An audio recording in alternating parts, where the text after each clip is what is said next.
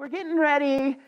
Today, actually, you might have received your text affirmation and your morning prayer practice, because today is the day that begins our 30 days of prayer.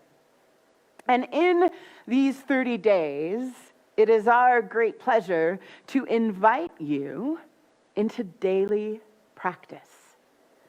This is a time when I can't think of anything more important than our spiritual practice and our prayer practice. I want to share one of the things that's been inspiring me so much this week from Islamic saint Rabia of Basra. She says, "I could not move against this wind if I did not pray. And all that is said of me that is untrue would make lame my gait if I could not free myself from the weight of others' malice.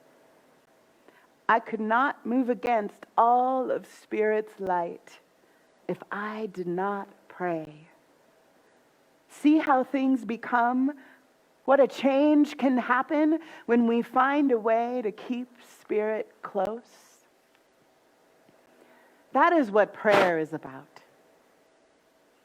I got a little cranky with Ernest Holmes, the founder of our teaching Science of Mind this week, because sometimes, even in our own teaching, we get into this black and white, way too simplified version of what prayer is, of even what spiritual practice is, even what we call treatment. Because there is such a bigger meaning and experience in prayer.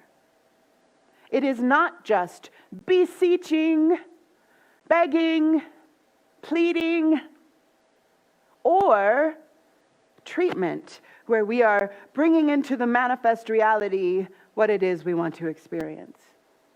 It can be both of those things. But that's a very limiting idea if you think it's only those two things. Prayer is how we make love with the divine. Prayer is how we commune and connect and be in relationship with our whole selves. Prayer is not just a tool, it is an experience. It is a depth of knowing and feeling the love of the one, the love that we are, the truth that we each are. It is a way of not only communing with Spirit, it is a way of communing with the Spirit that we individually are, and it's a communing with all that Spirit is, that life is, that includes each other. Prayer might look like laughter at the dinner table. Prayer might look like Robert playing scales on his keys because it brings him right back to the center of who he is. It connects him to his peace. Prayer, I read this week, is like a scientist who shuts everything out so they can be in worship with an idea. Prayer is an artist who goes into that holy place where it is completely unknown what is going to come out of that moment, but they go in with total faith and commitment to communing with that God of art to speak through them. Prayer is giant. And I know what Saint Rabia said in that poem is absolutely been true for me. In this time, right now, when literally everything is shifting in every moment, when the amount of grief that we are being asked to hold is bigger maybe than anything we've ever had to hold before in ourselves. If I did not pray, Rabia said, I could not stand against these winds. And I know that this week especially, the winds of spring that have been blowing through Albuquerque have mirrored what feels like my inner experience. There are moments of calm and peace and willingness to be present with whatever shows up. And then the wind blows and I am shaken. And so my practice is the only thing that allows me to stay upright. My practice is the only thing that allows me to grow my heart big enough to hold the grief and the suffering that I am encountering out in the world, in the stories and the news feeds and the images. It is my practice and my prayer life that allows my heart to swell bigger with that pain and sadness. And I believe that's what we are being called to do in this very moment. It is the invitation given to all of us to grow our capacity to hold each other, to hold what is true. And like we talked about last week, to let go of what isn't. To let go of what is in the way of the truth that we are. The truth that is crying out right now for it to come more fully forward. To rise to the surface of our experience, of our feeling, of our being, of our expressions.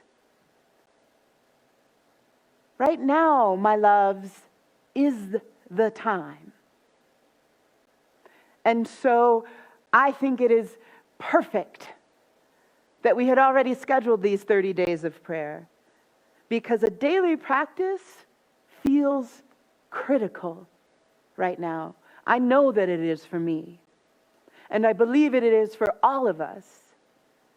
It also happens to be perfectly this holy season of spring, where the world's faith traditions all are celebrating in different ways, with different stories, this change of season. Whether it is through the fasting that is happening in some traditions, whether it's through the preparation for fasting that is happening in others, there is a letting go and a claiming, a daily commitment to getting ourselves more aligned with what is true in us, with what is real in us. And we're ready.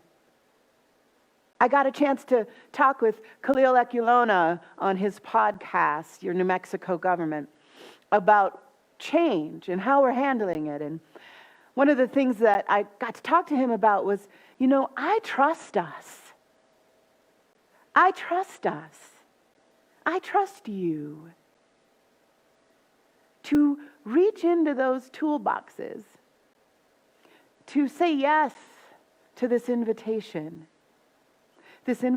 of deepening, this invitation of letting things fall away so that what is true and real can come more forward, can rise to the surface. And I absolutely have faith in what is possible because we say yes. And I know that we are saying yes. I know that you are saying yes. And I've been watching on social media and in my neighborhood and in my own family what people are turning to. What forms of prayer are being prayed right now. And I'm seeing things like incredible delight in basketball games and gardening.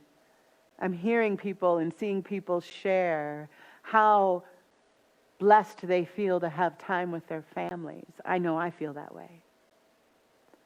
And I am seeing and hearing people consciously grieve and hold space for those who are having a really different experience than we may be having. The folks that are not somewhere to shelter in place, who don't have a home that is safe and loving. And I'm seeing you pray for them, cry for them, open your hearts for them. I am seeing in myself the way that this grief is swelling my heart bigger and allowing me to widen my arms to hold more, to reach farther across the globe with my love. These are capacity building times. These are times when you and I need to sink in to right where we find ourselves and make love with the truth of who we are. Prayer is one of the ways that we get to connect with, but also fall in love with that divine nature that we are. To be in relationship and conversation with ourselves. Our sweet Reverend Rebecca Allen, who put together the 30 Days of Prayer booklet for us this year, she said in the opening of the booklet, she says, as you are inspired and uplifted, you uplift and inspire humanity. Oh my God, what is possible when we prioritize and practice being in relationship with our own divine nature, in our own inspiration and upliftment, and in our own capacity growing and building, in our own heart swelling. We are not just caring for ourselves, we are caring for all that is. We are caring for all of life, where spirit is moving and having its being. And we can. I know you may be in a moment right now where it is challenging to feel like there is access to that divinity. And I know these winds of change, these storms rolling through all of our global experience are shaking us, and we may be wavering. And I know that you may find it difficult to hold on to your practice right now, which is why I am inviting you personally and why the Albuquerque Center is inviting you into a daily commitment. And I want to support you and guide you in that, because your upliftment, your inspiration, your peace is my peace. That interconnectedness, that absolute interwovenness that was shared this week through Martin Luther King's memory. That means when you are at peace, I am more able to be at peace. And when I am at peace, you are more able to be at peace. And I know you want that for me. And I hope you know I want that for you. And I want you to fall in love with the incredible creature that you are. Right here, right now. You are whole and incredible and brilliant and divine as is in this very moment. And it is through a prayer practice, a spiritual practice, which I define broadly, that self-love, that falling in love with yourself and recognizing your inherent connectedness to all the beloveds on the planet, to all that is, and to all that cannot be seen, and to all that is uncertain and unknown and mysterious. That practice brings us into deeper love.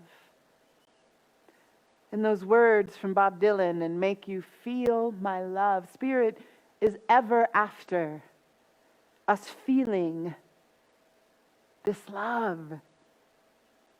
And I know for me, when I am in my prayer practice, when I am in my spiritual practice, and when I allow myself to pray without ceasing, I am able to feel the truth of that. My felt experience is the proof of that. And I believe it's what we all deeply long for. We don't want to just talk about spirit and connectedness and unity. We want to feel it. We want to experience it. And what I know is it requires practice. A prayer practice, a spiritual practice. And I wonder if it wouldn't serve us right now in this moment to widen our definition of prayer and our understanding of prayer. I got to send out a prayer of gratitude all day yesterday because the kids were outside playing a lot, and I could hear them even from my home office, the giggles and the ball bouncing, and every one of those moments was an invitation into sending up a prayer of gratitude. How blessed am I to be surrounded from this music of God through these babies' voices. When I'm out in my garden and I'm collecting dandelion wishes and letting some of those prayers fly out on the wind, and then putting some in the dirt so they can blossom again. Prayer is available to us in every moment, in every breath, and every bit of creation we allow ourselves to move towards. Because as we make love with our divine nature, as we recognize our whole holiness through our practice, as we deepen the conversation with ourselves,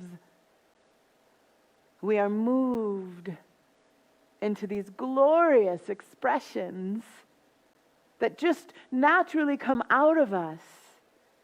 We are all artists. We are all creators.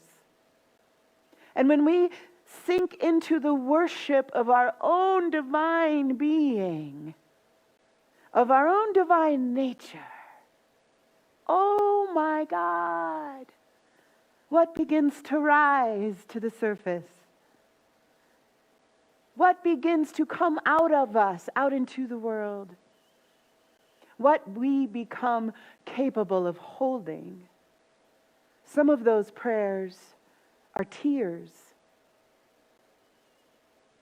The moments I've had to just make room throughout the day to take a pause because my heartache is so great, there's nothing to do but cry.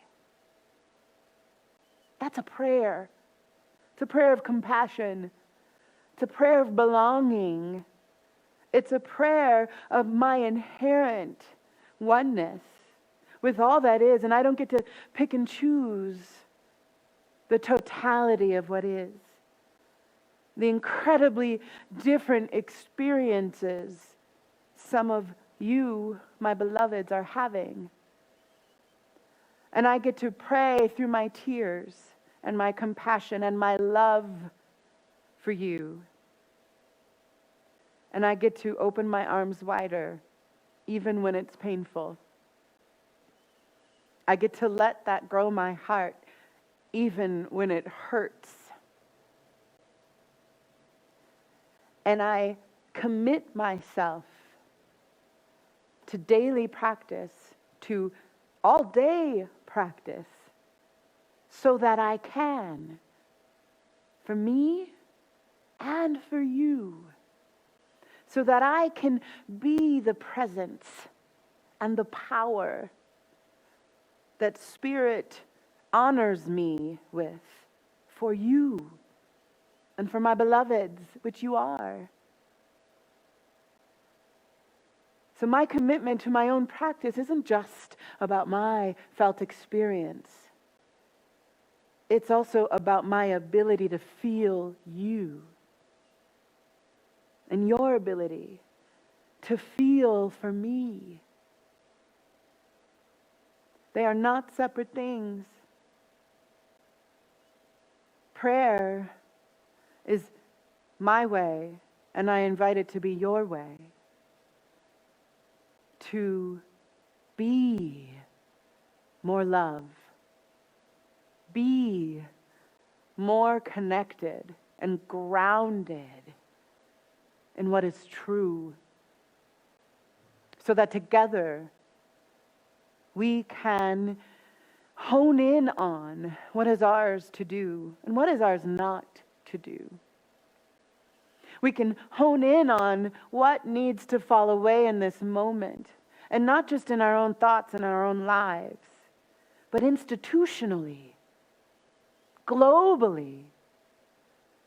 What systems and structures of oppression are we ready to let fall away? Because when we are centered and grounded in the truth of who and what we are, when we have fallen more in love with who and what we are together, it is obvious what must crumble. It's not easy. Daily commitments and habit change are not easy, but they are what's required. They are what's being called for. And I trust us. And I love us. And I hope, I faithfully pray that you are willing to do the same. I rely on you as you rely on me. This wholeness that we are, this truth that we share together, this love that we are together relies upon us. I love in Judaism, there's a belief that God needs us. And I love that idea. Please, use me. How can I serve? How can I more fully be the place for you, Spirit, to show up as the divinity and amazing awesomeness that you are? It feels good to know that my breath is meaningful. It feels good to know that there is this greater sense that when I choose to turn within to what is true, to what is holy, to what is me, oh my God, how good it feels. How good it feels to know and experience what I actually am. And when I do that, I can feel you. I can feel my love and my arms reaching all the way to China, to Italy, to New York City, to New Orleans. I can feel my arms reaching around this entire globe. I can feel my love so powerful when I am sourced by the one source. That powerful possibility radiates from me.